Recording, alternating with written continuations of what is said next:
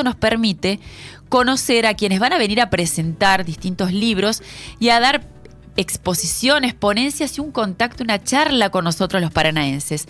En este caso tenemos el privilegio de poder anticiparnos a lo que va a ser uno de los momentos inolvidables de esta Feria del Libro con el doctor Adolfo García, es director del Centro de Neurociencias Cognitivas de la Universidad de San Andrés en Argentina e investigador del Centro Global de Salud Cerebral de Estados Unidos y de la USACH en Chile. Doctor Adolfo García, soy Andrea, está el profesor de Historia Julio Galera, Martín Echagüe aquí en la mesa. Buenos días, ¿cómo está usted? Buen día, Andrea. Julio, Martín, ¿cómo andan? Muy bien, todo muy bien. Muy bien. Vio que cuando uno dice doctor, director del Centro de Neurociencias, que ha ganado un premio de la Universidad de Harvard que entrega los proyectos más llamativos, con justificación científica, te imaginas un señor muy grande. Tenemos tu foto, doctor, acá. Lo trato de vos porque el otro día me dijo, tratanos de vos. Sí. ¿Cuánto hace que estudias las neurociencias? Hace unos 15 años que trabajo en ese espacio. No me siento particularmente joven, Andrea, te voy a decir. Lo que pasa es que nosotros todas comparaciones con el profe Galera. Claro, nuestro profe de historia que es de la época de San Martín. Más o menos votó para ver si Colón descubría América o no. Entonces, el conocimiento no tiene edad, chicos. Vamos, a ver. Está muy bien, está muy bien. Yo me siento un poquito ahí inhibido por las canas en la barba, pero bueno, tiramos todavía. Doctor, ¿cuál es su trabajo? ¿A qué se dedica? ¿Cómo se estudia el cerebro, las neuronas, esta máquina que está dentro de la cabeza? Yo me dedico a estudiar la relación entre el lenguaje y el cerebro, en particular, ¿no? Las neurociencias son un espacio muy amplio. Hay gente que se dedica específicamente a estudiar la estructura, la conexión, los procesos fisiológicos de esas neuronas que mencionabas, ¿no? Y tal vez no le prestan atención a las cosas que el cerebro hace. Pero dentro de las neurociencias hay una rama que son las neurociencias cognitivas, que básicamente tratan de entender cómo toda esa circuitería del cerebro se pone en juego cuando hacemos las cosas que hacemos en la vida cotidiana. Pensamos, recordamos, nos emocionamos, comprendemos lo que nos dicen, nos movemos y demás.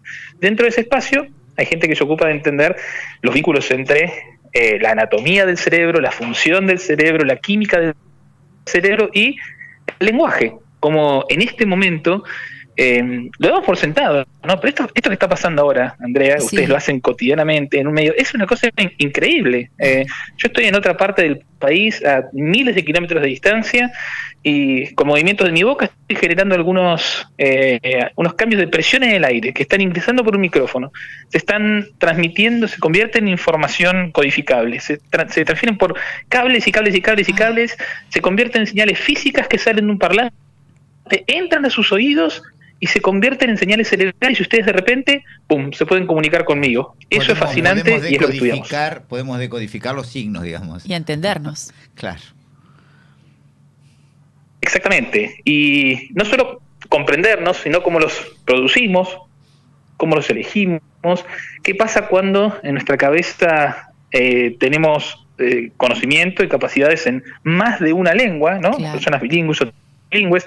¿Qué pasa con esos cerebros? ¿Qué pasa con el lenguaje en el cerebro infantil, en el cerebro adolescente? ¿Qué pasa cuando envejecemos? ¿Y qué pasa cuando tenemos enfermedades cerebrales, ¿no? Esto último es una de las principales cosas que hacemos y tenemos muchos proyectos con los cuales convertimos al lenguaje en una ventana para entender si distintas regiones cerebrales están funcionando bien o mal, o qué tan avanzada está una enfermedad. El lenguaje, además de permitirnos comunicarnos, describir lo que vemos, lo que pensamos, lo que imaginamos, discutir, pelearnos, preguntar, etcétera, nos permite y además hacer muchas otras cosas fantásticas como las que van a pasar en la feria, ¿no? Que es generar mundos fantásticos, cruzar la realidad con la fantasía, generar sensaciones mediante la lírica, rimas, las anáforas y demás. También nos permite contribuir a la detección, al monitoreo y al abordaje de la salud cerebral. ¡Qué maravilla, doctor! Yo me perdí, perdón. Pero es impresionante. Sí, doctor, ¿hay palabras que causan algún tipo de reacción o que sean las que despiertan algún tipo de impulso que ustedes sirven para que las estudien? Sí, claro. Cuando vos me dijiste yo me sentí viejo, por ejemplo. ¿No? O sea, hay una relación entre las emociones y lo que verbalizamos, doctor, obviamente. Creo que es obvio, ¿no? Creo que no necesitamos a las neurociencias para dar esa respuesta, obviamente, que emitías ahí. Sí, claro que la hay. Lo que es interesante es que las neurociencias nos permiten entender cómo funciona esto. Cuando uno recibe un insulto, por ejemplo, Claro. o cuando una palabra escatológica, Sí. o una palabra tabú, no es simplemente una cuestión de que en tu cabeza, ¡puc!, leíste una entrada de diccionario y ahí decía, este insulto significa que te están agraviando y listo. Lo que pasa es que se ramifican señales a lo largo de tu cuerpo, se activan circuitos que tienen que ver con la toma de distancia, con el miedo, con emociones negativas, se dilatan tus pupilas cuando recibís un insulto, ¿no? Aumenta el ritmo cardíaco, aumenta la tasa respiratoria, y todos estos cambios muestran que el lenguaje no es solamente una cuestión cerebral, sino que también es corporal, de un modo no metafórico. Cuando recibimos, leemos, comprendemos palabras, lo que estamos haciendo es, de algún modo, disponer a nuestro cerebro y a nuestro cuerpo en una configuración especial que tiene que ver con aquello que la palabra evoca. Qué increíble. O sea, nuestro cerebro tiene una plasticidad y es muy permeable, doctor, a una agresión, por ejemplo. Tremenda. Sí, definitivamente. Y no solamente a las agresiones, ¿no? Una de las cosas lindas que debemos a las neurociencias del lenguaje es entender esto. Y pienso en la Feria del Libro y el contacto que van a tener ahí los miembros del público con distintas formas de expresión literaria, de narrativa, de textos históricos, de poesía y demás, ¿no? ¿Les ha pasado cuando leen un texto que se les ha puesto la piel de gallina alguna vez? Sí. Claro, claro. Sí. Sí. Les ha puesto, les pasa que están ahí y sienten miedo por el personaje, Sí.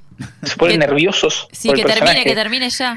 No, que termine ya, ¿no? Sí. Uno está viviendo ahí con un personaje que no es más que una construcción de palabras escritas.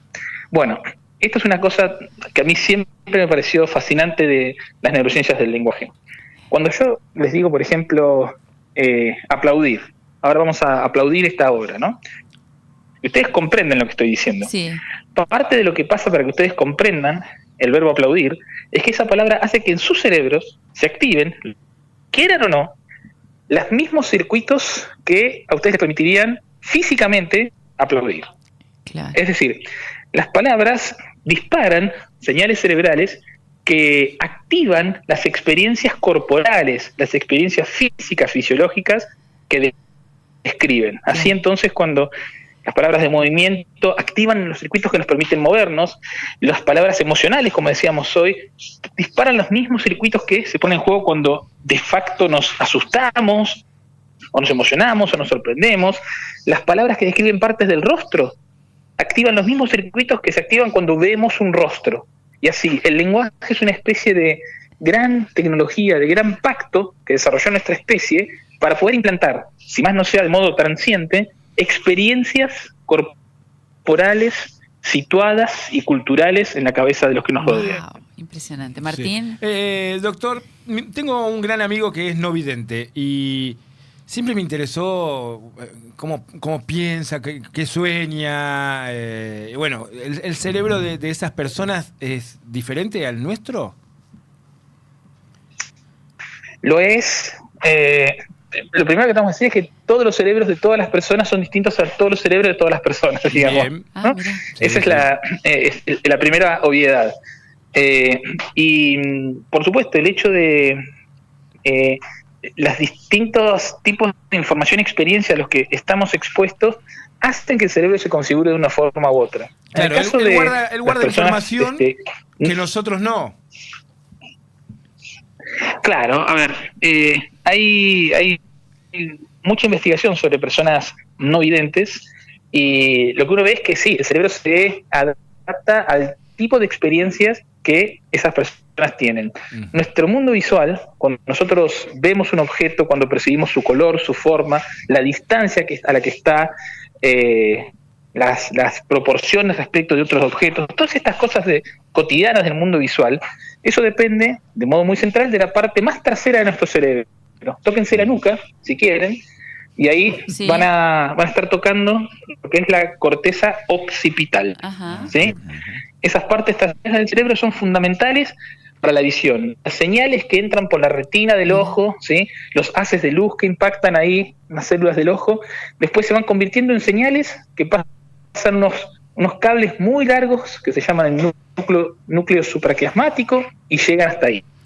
En las personas no videntes, esas regiones cerebrales occipitales, que para nosotros están muy fuertemente dedicadas a la visión, se ponen al servicio de otras cosas.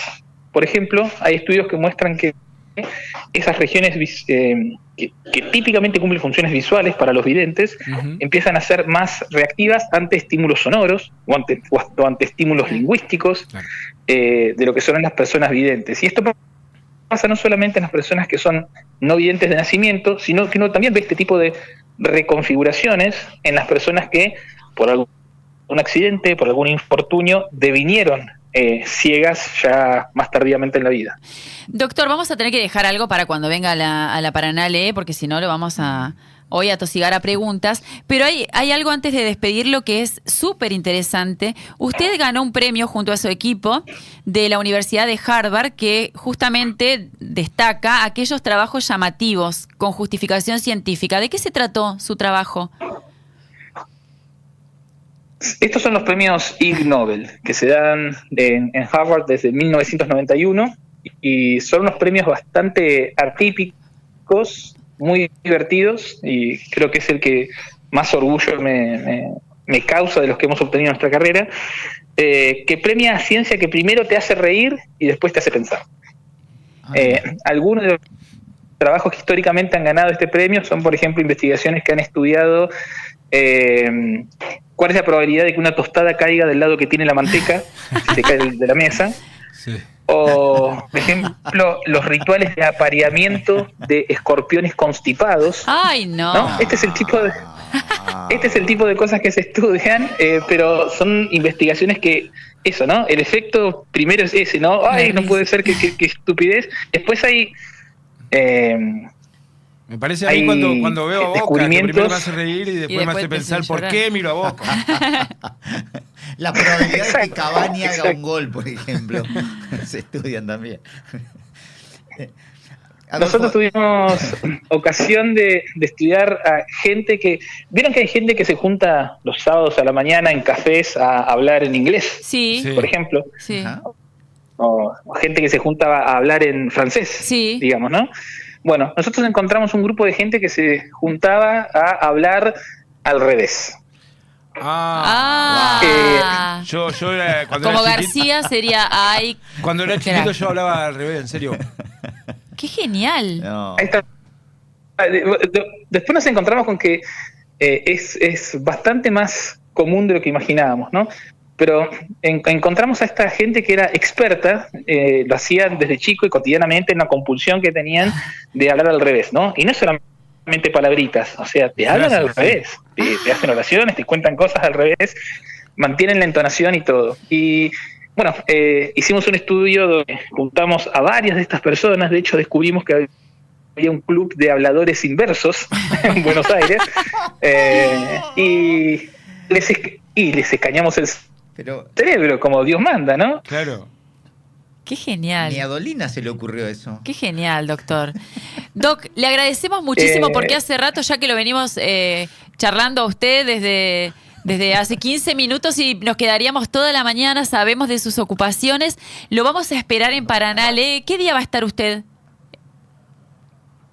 Yo voy a estar el viernes y el sábado con 2 actividades. Voy a estar dando una charla sobre cruces, vaivenes entre arte y ciencia, música, cine, literatura, y cómo la ciencia ha influido en ideas científicas y cómo la ciencia ha influido en ideas artísticas, ¿no? Y después voy a estar también en un espacio más íntimo que se llama Citas Mágicas, en el cual la cosa va a ser menos científica. Vamos a estar compartiendo un par de textos de un libro de relatos que publiqué hace un tiempo y disparando algún juego y algunas reflexiones al público. ¿Toma mate usted, doctor?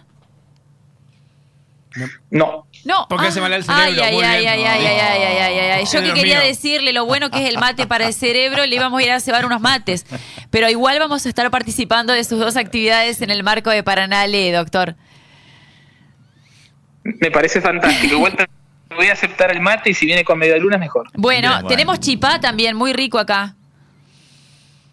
Listo, calentito. Todo calentito. Doctor, le agradecemos muchísimo su tiempo, ha sido muy generoso, es muy interesante escucharlo y gracias por la representación de estos argentinos en el mundo que se dedican a, como el doctor, investigar qué hay en nuestro cerebro y cómo se comunica. Gracias, doctor Adolfo García, un gusto que haya estado aquí en Radio Costa Paraná. El gusto fue mío, gracias por el espacio y nos vemos ya en unos días. Nos vemos el viernes y el sábado, gracias. El doctor Adolfo García es director del Centro de Neurociencias Cognitivas de la Universidad de San Andrés en Argentina e investigador del Centro Global de Salud Cerebral en Estados Unidos y de la USACH en Chile. Hizo este proyecto innovador de la gente que habla al revés. Chino, vos buscaste algo, mirá, escucha lo que parece la bamba. Estupendo. Canta la bamba al revés.